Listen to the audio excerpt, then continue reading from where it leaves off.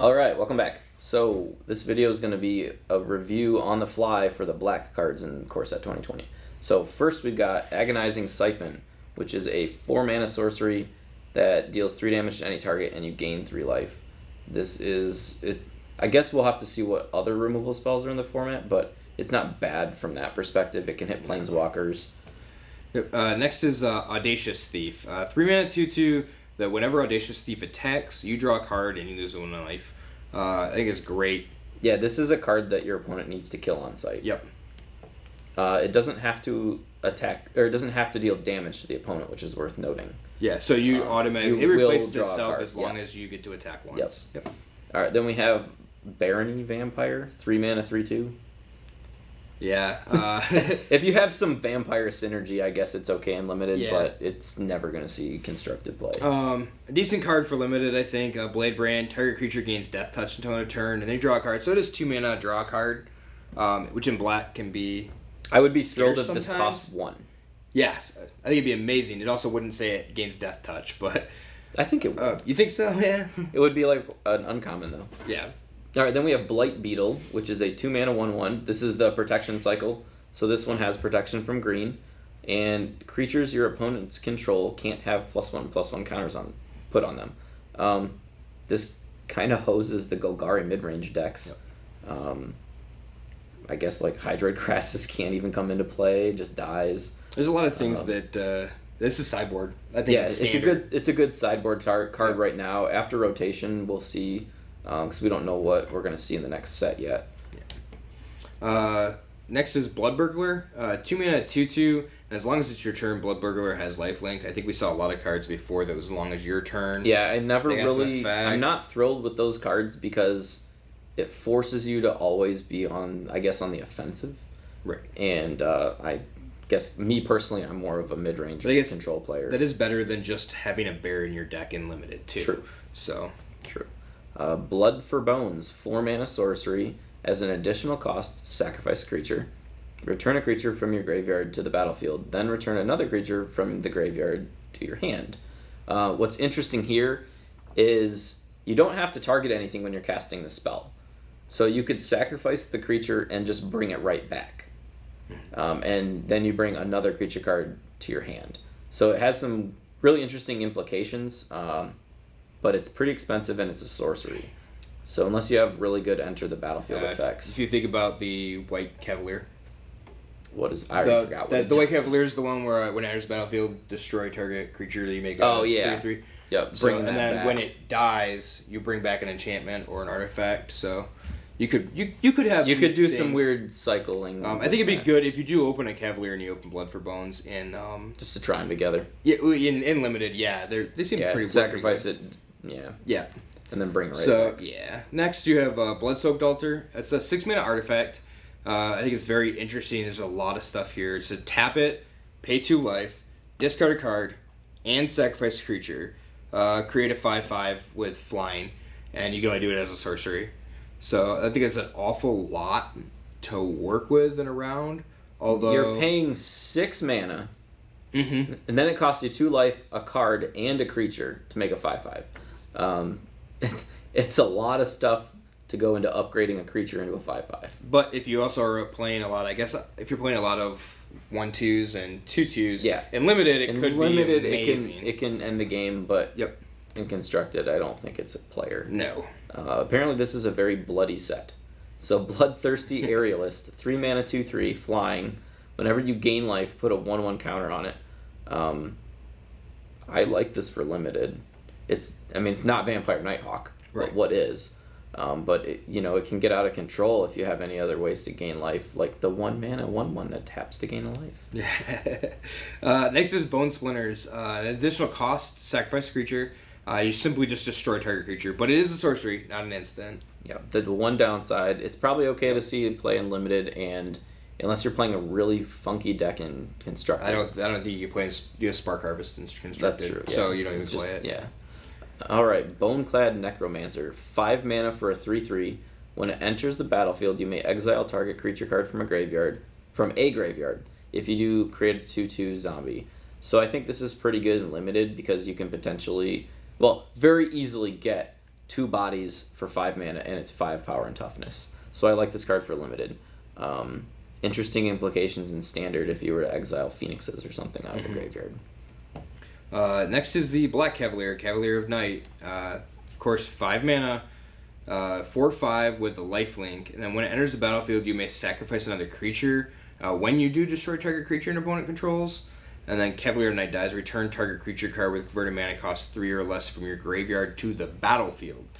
So I guess it's interesting that If we go back here to this, yeah. So there's definitely there's some combos. some things to do, and I like, although this is not my favorite Cavalier, I actually think it's pretty good. So if everybody remembers Sun Titan, though you don't get to keep doing this over and over again. Sun Titan can do some broken things because it returns things right from your graveyard to the battlefield. So I think this could see this very well could see some play in standard, as well as obviously being just a powerhouse in limited.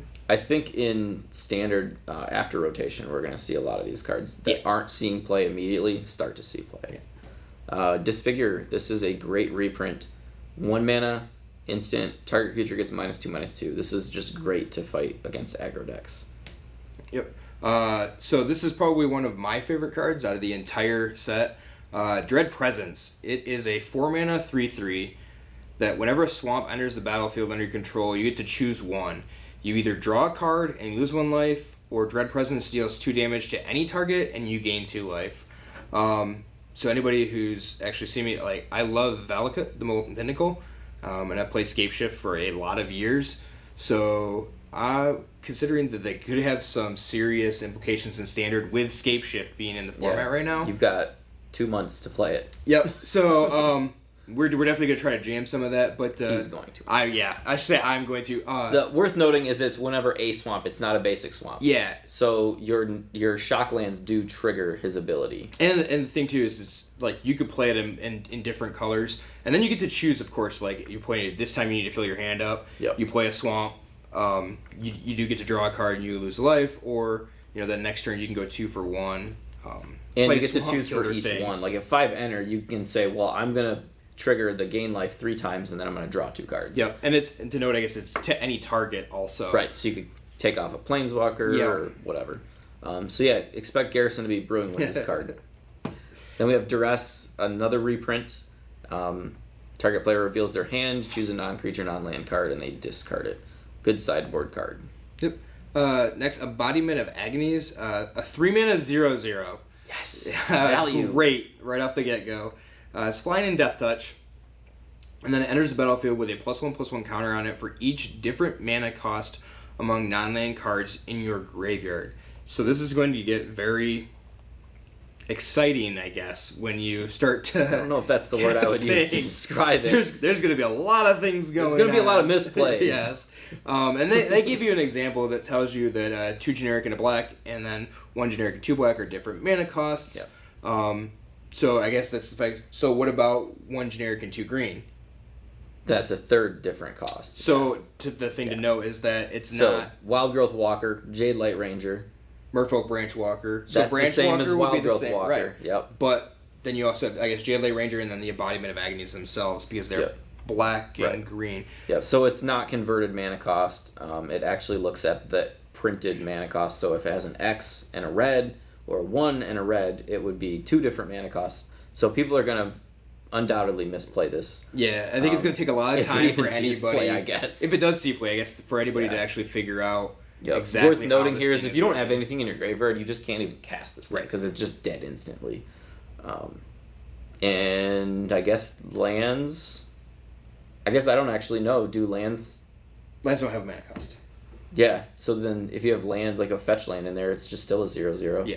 So, all right. Next, moving on. Epicure of Blood, 5 mana for a 4/4 vampire, and whenever you gain life, each opponent loses a life. It's fine and limited if you're playing vampires, I guess. Next is a Fathom Fleet Cutthroat. 4 mana 3/3, and then when it enters the battlefield, destroy target creature and opponent controls that was dealt damage this turn. You're like pseudo combat trick, attack you with my 1/1 and hope you block it. Yeah, Vraska's finisher is just mediocre, and this Yeah. is just like a more expensive version with 1 extra point of toughness. Yeah. And it doesn't hit planeswalkers. Yeah. So this card is. I mean, in limited, I guess you can play it as combat tricks. It's a 3/3 for but- 4. I mean, Yeah. if you need some filler, it has Yeah. a decent body. Yeah. Feral Abomination. This is a 6 mana 5/5 with Death Touch. It's not a bad high end curve in limited, I guess. Next is Gorgian Vulture. A 3 mana 2/2, and then when it enters the battlefield, put the top 4 cards of your library into your graveyard. You gain 1 life for each creature card put into your graveyard this way. I guess if you're recurring things from your graveyard, Yeah, if you go back buy to some the stuff back. Cavalier, Yep. the Cavalier can bring stuff back. But I think in limited it can be kind of a liability. Yeah, you could hurt yourself a lot more, I think, than you could Yeah. help yourself for a 2/2 flyer. Yeah. Gravedigger. This is a good card for limited. I don't think it will see any play in standard while you have other spells that are cheaper doing the same thing. But 4 mana 2/2, when it enters the battlefield, you can bring a creature from your graveyard to your hand. It's been reprinted several times. Yeah. Next is Gruesome Scourger. 5 mana 3/3. When it enters the battlefield, it deals damage to target opponent or planeswalker equal to the number of creatures you control. Similar to Grey Merchant, except that instead of your devotion, Lost Life, yeah. yeah, instead of It's devotion, similar it's to your the creatures, I guess. 4/2 red creature from War of the Spark that does instant or sorceries in your graveyard. Okay, there you go. Yeah. It's a pseudo removal spell. So when it Yep. enters, it's always going to deal 1 damage at least. So the thing to note is it's you're not getting rid of creatures. It's your opponent or a planeswalker. Oh, it doesn't hit creatures. No, it's equal to the number. This Yeah, one's okay. equal to the number of creatures, but it deals with your opponent or your planeswalker. So it can be a finisher if you're on like the little black go wide strategy or black Yeah. white. Knight of the Ebon Legion. So 1/2 for 1, 3 mana. It gets +3/+3 and gains Death Touch. At the beginning of your end step, if a player lost 4 or more life, put a +1/+1 counter on it. I think this is a decent card for limited. I don't know if it'll see standard play. It could if there's a mono black aggressive deck or even a black X aggressive deck.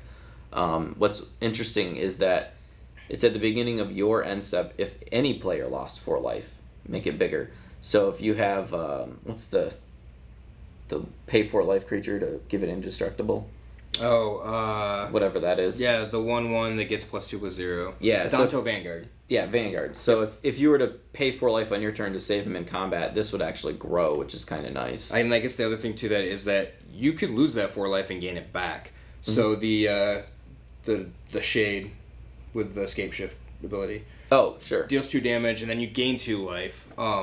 So I guess there's kind of some wonky ways that you could play to that if you have to deal damage to yourself, say they have hexproof, it still does trigger the Knight of the Ebon Legion. It's a lot of hoops to jump through. but Yeah. I don't mind the card. Next is Legion's End. 2 mana sorcery. Exile target creature an opponent controls with converted mana cost 2 or less, and all other creatures that player controls with the same name as that creature. Then the player reveals their hand and exiles all cards with that name from their hand and graveyard. So There's a lot of text here. yeah, 1 less for an Unmoored Ego that only hits CMC 2 or less on the battlefield. I would compare it more to Smother. Yeah, I mean that's Smother's a basically all 3 it's doing. CMC. This is a sorcery. I like this because we're probably going to see token strategies. So exiling all their tokens, and then you get to see their hand. You don't get to do anything if it's a token. But I do like that, and it's just a pretty good removal spell. Like, let's say they go wide with like 2 Viashino Pyromancers or 2 Diagonal Monkeys or two random mono red creatures. Like, you get to hit both of them, which is good. I think it's a great sideboard card against the smaller decks in the format. Definitely. Yep. Next is another Is it my reprint. turn? It's my turn. Is it? Oh, sorry. So the next card we have is Leyline of the Void, which is a 4 mana. It's the black Leyline. So if it's in your opening hand, you can begin the game with it on the battlefield. And if a card would be put into an opponent's graveyard from anywhere, exile it instead. This has seen sideboard forever since it's been printed. It's a, 3rd or 4th time it's been reprinted? Yeah, I don't remember Something which like one. that. Yep. So it will be seeing play. I mean, it hoses the Phoenix deck. I guess. It hoses any graveyard deck. Yeah, anything that wants to play out of the graveyard, it's great against. So next is Mind Rot. 3 mana sorcery. Target player discards 2 cards. It always feels good when you cast it on turn 3, and it always feels bad when you cast it on turn 15. Murder. It's just another reprint. Destroy target creature, instant speed, 3 mana. It's your premium removal, I think. Yeah, it's probably one of the better For the removals set. in Limited. And it's a common, so it's likely you'll see them in your pool. Yep. Next, Noxious Grasp. 2 mana instant. Destroy target creature or planeswalker that's green or white, and you gain a life. This is that color cycled card. It's okay. The fact that it does say creature or planeswalker. A lot of things that we have problems dealing with seem to be green or white right now. Yeah, and being able to just take out a planeswalker is always good. And you do gain 1 life if that happens to be relevant. Rotting Regisaur, 3 mana for a 7/6. Looks really, really good so far. At the beginning of your upkeep, discard a card. I actually don't think it's a huge drawback because it doesn't say if you can't sacrifice it. So, early game, it's a huge body they have to deal with. However, it doesn't have evasion. Right. So if you have some way to, bring things back from the graveyard or play things from the graveyard, you can kind of build around it, but I don't think it's going to see standard play. I guess there's something else to say is that if you're if you open this in your limited pool and you can cast this on turn 3, Oh, yeah. it's quite possible that it just ends the game Yeah. before you even get an empty hand. Yeah. Sanitarium Skeleton. I think we just saw a card that wants to discard things. Yep. We did. So it's a 1 mana 1/2, which, that's fine and limited already. You can pay 3 to return it from your graveyard to your hand. So it's kind of like at the beginning of your upkeep, pay 3 mana. Yeah. So if you open these together, that's great. So moving on. Next is Scheming Symmetry. 1 black sorcery, choose 2 target players. And of course that's for commander. Yeah. So, and then each of them searches their library for a card, shuffles their library, and puts that card on top of it. I guess this is, I like the card as a whole. If you have a 2-headed giant pre-release, this is a really insane card. Yeah, you choose yourself. Yeah, you choose And both your- of your team. Your team, yeah. So it's like a demonic tutor. Well, I guess vampiric tutor, but it is sorcery. Yeah, but you don't lose any life. Right. So I like this card from that perspective. I don't think it'll see constructed standard play, but in a 2-headed giant or a commander I think format, it's really the cool. only type of deck, the only style deck that would play this, or might even think about playing it in constructed, would be like an Ashiok style deck, where they can't search their library. That's true. So or a mill deck where you make him grab a good card and then you flip it over. Yeah. So I guess it could see some weird weird corner cases where you play it, but I think it's just a fun deck for a fun card for multiplayer. Yep. Sorcerer of the Fang, 2 mana 1/3, pay 6 and tap it to deal 2 damage to target opponent or planeswalker. You're paying a lot of mana to do that. Shock costs 1 red. So next we have the black planeswalker Sorin, Imperious Bloodlord. It is a 3 mana with 4 loyalty planeswalker. It has +1. Target creature you control gains Death Touch and Lifelink until end of turn. But if it's a vampire, put a +1/+1 counter on it. And the thing to note is it has a second plus ability that says you may sacrifice a vampire. When you do, it deals Sorin Imperious Bloodlord deals 3 damage to any target, and you gain 3 life. And it is Sorin doing the damage. Yeah, so it is a black source of damage. But then -3, you may put a vampire creature from your hand onto the battlefield. When I first saw this, I was really hoping for Nocturnus. Yeah, vampire. So if So- I don't know the biggest vampire in the game. Yeah, we'd have to go back and actually search. Yeah, for it, we'd have I to go think. look and gather or something. But even if you just said turn 3, play Sorin and play a Sengir vampire. Yeah, I don't know. Or There's like a 6 or 7 drop that's just Yeah. ridiculous that you can't play. That's just insane that you can use his ultimate. What's that Bell Haunt? The buy box promo thingy. The I high don't know. tower thing. The Hauntify Tower? Yeah. I'm not sure if that's a vampire or not.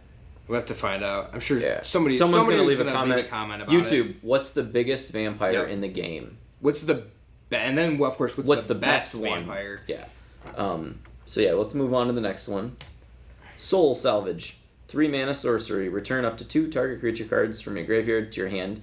I think Aid the Fallen's probably just better in most cases, unless you're really not playing Planeswalkers. I think at limited, it's okay if you're playing one of these to kind of buy some things. Back Limited if you need fine. to. Find is better in standard. Yeah. Yep. So it's just kind of like a downgrade from all of those cards. Yep. Next is Thought Distortion. So 6 mana sorcery. The spell can't be countered. And then target opponent reveals their hand and just simply exiles all non-creature and non-land cards from that player's hand and graveyard.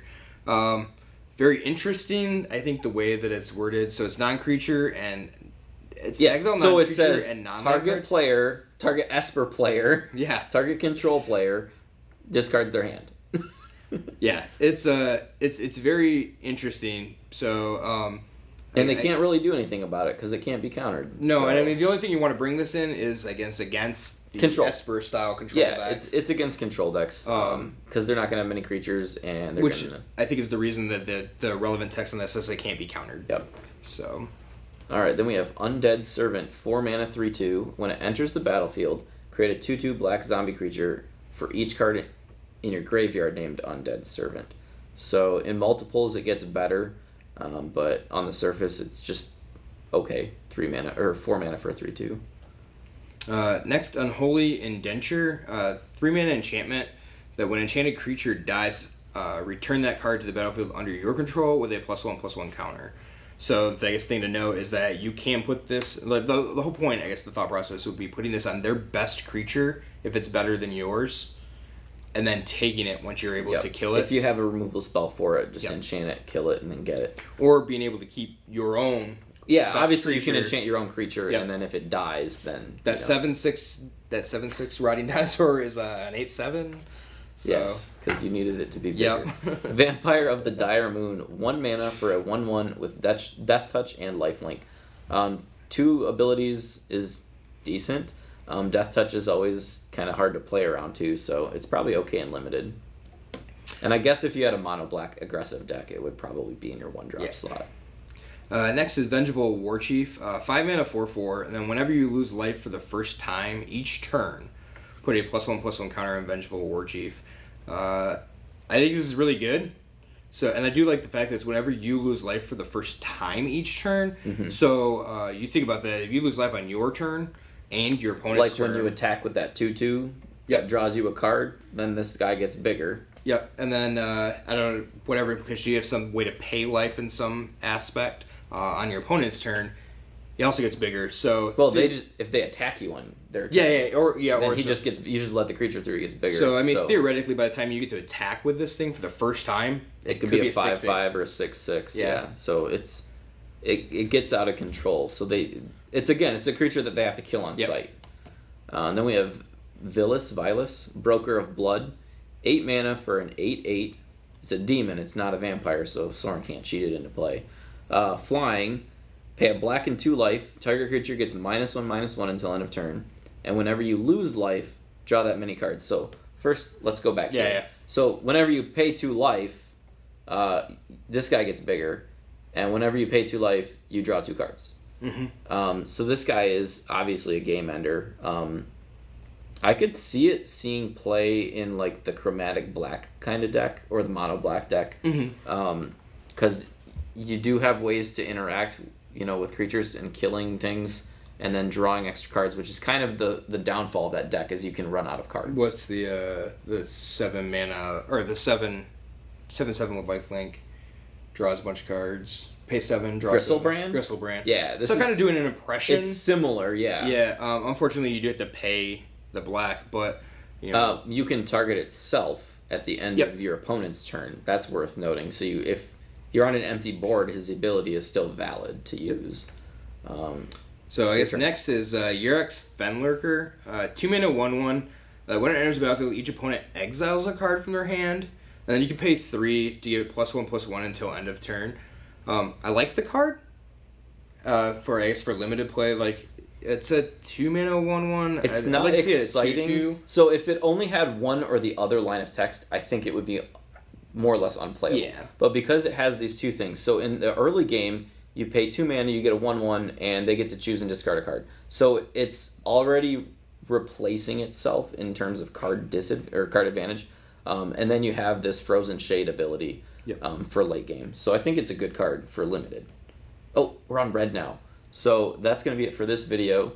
And thanks for watching. We'll be back with another video for the red cards.